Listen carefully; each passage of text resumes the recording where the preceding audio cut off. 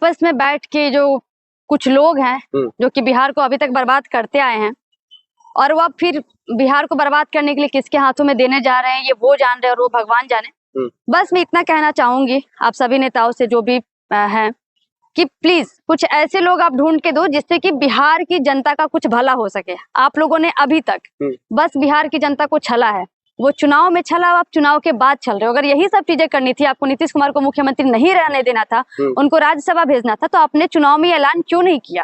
अगर आपको इतना ही भरोसा था कि सारी चीजें इस तरीके से होंगी तो आपको पहले इस बिहार की जनता को बता के करना चाहिए था। ऋचा जी, आप तो बिहार से आती हैं, क्या लग रहा है आपके समझ से बिहार का अगला मुख्यमंत्री कौन हो सकता है?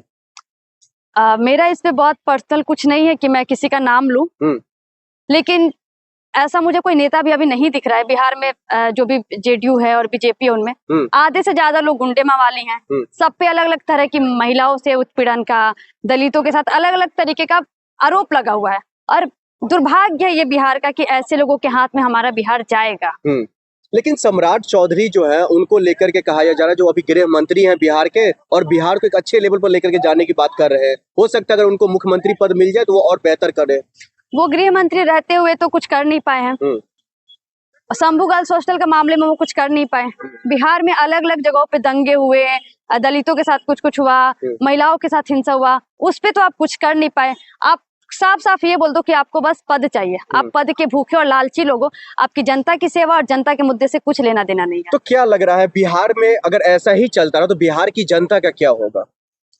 देखिए, जिस तरीके के हालात हैं, बिहार की जनता को हमेशा से राजनीतिक तौर पे उनको ठगा गया है। आगे भी ठगने का काम किया जा रहा है, आगे भी ठगा ही जाएगा जब तक इन सभी के हाथों में ये बिहार रहेगा। तो बिहार की जनता चाहे कोई भी हो, कुछ भी हो जाए, ना तो ये रोजगार पे बात करेंगे, ना महिला सुरक्षा पे बातचीत होगी, ना ही बिहार में उद्योग को लेके बातचीत होगा, तो आगे भी ठगा जाएगा। आप जो है शंभू गर्ल हॉस्टल का जिक्र कर रही है, इन मामलों में काफी बड़े बड़े लोगों की गिरफ्तारी हुई है, जिसमें पप्पू यादव है, पूर्व आईपीएस अमिताभ दास जी है। क्या लग रहा है कुछ अभी भी छुपाया जा रहा है भारतीय जनता पार्टी की तरफ से? आप सोचो कि कितना हंसने वाली बात है कि बड़े बड़े लोगों की गिरफ्तारी हुई है। गिरफ्तारी में कौन है? पप्पू यादव रेपिस्ट था। बाकी जो आईपीएस लोग जिनकी गिरफ्तारी हुई, क्या वो रेपिस्ट थे? भैया, आप रेपिस्ट और बलात्कारियों को पकड़ो ना। आप उनको क्यों पकड़ रहे हो जो आवाज उठा रहे हैं उसके न्याय के लिए? तो जो न्याय के लिए आवाज उठाएगा आप उसको पकड़ दोगे और बोलोगे कि बड़े बड़े लोगों की गिरफ्तारी हुई है। तो मतलब यही हुआ ना कि हम जा रहे हैं किसी को न्याय दिलाने, आप हमें मार के वहां से भगा दो। कि नहीं, न्याय की बात करना बिहार में सही नहीं है। तो पटना नीट की जो छात्रा का जो मामला है वो आखिर इतना दब क्यों रहा है? उनको क्यों कुचला जा रहा है? उनको क्यों नहीं न्याय मिल रहा है? क्योंकि जो बिहार की सरकार है ना, वो कभी चाहती ही नहीं थी कि न्याय मिले। कायदे की बात तो ये है, अगर ये इनको इतना ही न्याय करना होता तो ये अभी तक अच्छे से जांच पड़ताल करवाए होते। अपने बच्चों को बचाते नहीं। अभी जो विधानसभा का सेशन हुआ था उसमें 1 मिनट भी किसी विधायक ने महिला सुरक्षा को लेकर बातचीत नहीं की। बातचीत क्यों नहीं की गई? जब इतना बड़ा मुद्दा बिहार में हो गया तो मैं पूछना चाहती हूँ, बातचीत क्यों नहीं हुई? आप लोग को बातचीत करना चाहिए था। बातचीत इसलिए नहीं हुई क्योंकि इनको पता था कि बातचीत होते ही बड़े बड़े नेताओं के बच्चों का नाम सामने आ जाएगा, बड़े बड़े रसूखदारों का नाम सामने आ जाएगा।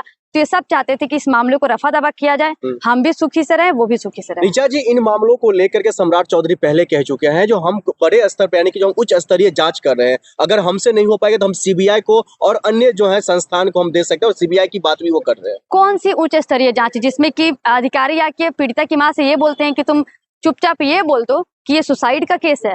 उनके खुद के अधिकारी जाके उसकी माँ से बोलते हैं कि आप बोल दो कि ये सुसाइड का केस है। तो अगर आप इस तरीके की उच्च स्तरीय जांच करवाते हो तो मत करो, ढोंग मत करो। आप बोल दो कि आपसे जांच पड़ताल नहीं हो पाएगा।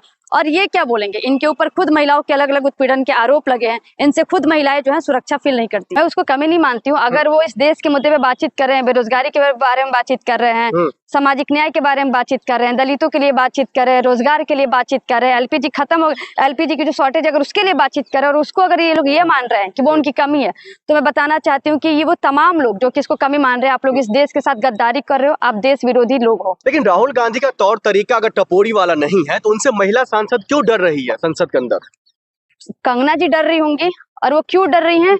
क्योंकि उनका जो अलग अलग वीडियोस और फोटोज है वो बाहर ना आ जाए। तो कंगना जी, आप खुद की बात किया कीजिए कि आपकी जो चीजें, जो फाइलें जो बीजेपी ऑफिस में पड़ी हुई हैं, तो आप उन चीजों को बचाने के लिए आपको जो आगे लगा के और बोल दिए जाते क्या ऐसा ऐसा कुछ कुछ बोल दो ताकि तुम लाइमलाइट में आ जाओ, और जो वास्तविक मुद्दे हैं उनसे भटकाने के लिए आपको एक बस मोहरा बनाया जा रहा है। तो मैडम जी, मैं आपसे ये हाथ जोड़ के गुजारिश करना चाहूंगी कि आप खुद की राजनीति कीजिए, महिलाओं की राजनीति कीजिए, मंडी की जो जनता है उसके लिए राजनीति कीजिए, भाजपा की राजनीति मत किया कीजिए। लेकिन वही दूसरी तरफ राहुल गांधी को मोदी सर ने मामलों में क्या कुछ झेलना पड़ा किसी के सबके सामने है, तो फिर कंगना रनौत पर इस तरीके की कार्रवाई की बातें क्यों नहीं हो रही है? क्यों नहीं आप लोग लेटर लिखते हैं भारतीय जनता पार्टी की तरह ओम बिरला साहब को? ओम बिरला साहब भी बिक चुके हैं, बात सीधी सी है। इस देश का प्रधानमंत्री कॉम्प्रोमाइज्ड है। इस देश में बैठे वो तमाम लोग जो कि बीजेपी से संबंध रखते हैं, वो बिल्कुल अपने मुंह में ताला मार के रखेंगे, क्योंकि उन सबको अपना अपना वो जगह बचाए रखना है। अगर वो थोड़ा सा भी आवाज उठाते हैं, उनके घर में ईडी सीबीआई भेज दी जाती है, तो उसका भी एक डर है कि किस तरीके से सरकार अपनी मशीनरी का यूज करके उनको परेशान करती है। तो सबको ये चाहता है कि हम चुप रहें, अपने क्यों ही हमको जनहित के मुद्दे पे बातचीत करनी है, क्यों ही हमको लोगों के लिए बातचीत करनी है। अपना पेट पल रहा है, हमारा पेट ही भर रहा है, देश की जनता भाड़ में जाए। लेकिन कंगना रनौत अभी के दौर में भारतीय जनता पार्टी के एक मजबूत सांसद के तौर पर उनको देखा जा रहा है। अगर मजबूत सांसद होने की निशानी ये है कि आप एलओपी को टपोरी बोल रहे हो, मजबूत सांसद होने की निशानी ये है कि आप नशा करके और संसद भवन में आते हो, नशा करके आप अपने जनता के बीच में जाते हो, और आप जनहित के जो मुद्दे, मैं बार बार बोलती हूँ कि आप अपने लोगों के मुद्दे नहीं उठा पा रहे हो, जो इस देश में लगातार चीजें चल रही है, आप उसके मुद्दे नहीं उठा पा रहे हो। तो प्लीज आप अपने आप को ये टैग देके खुद को खुश मत करो। कंगना रनौत के संसद सदस्यता पर सवाल खड़ा होना चाहिए।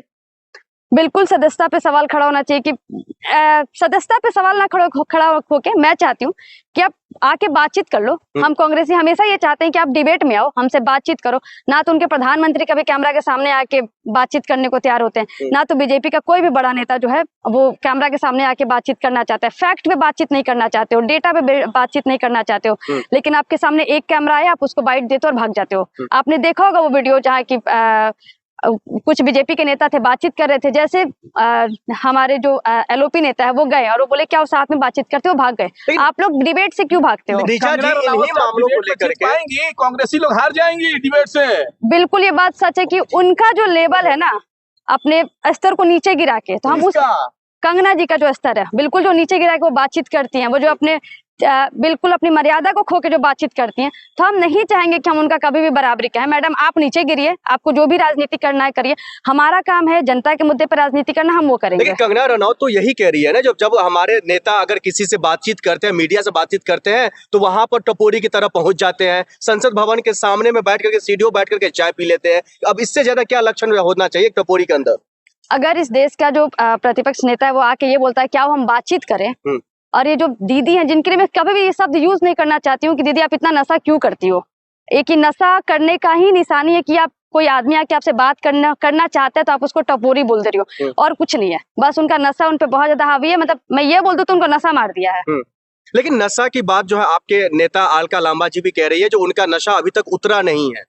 वो वीडियोज वो फोटो शायद हम सबने देखा होगा।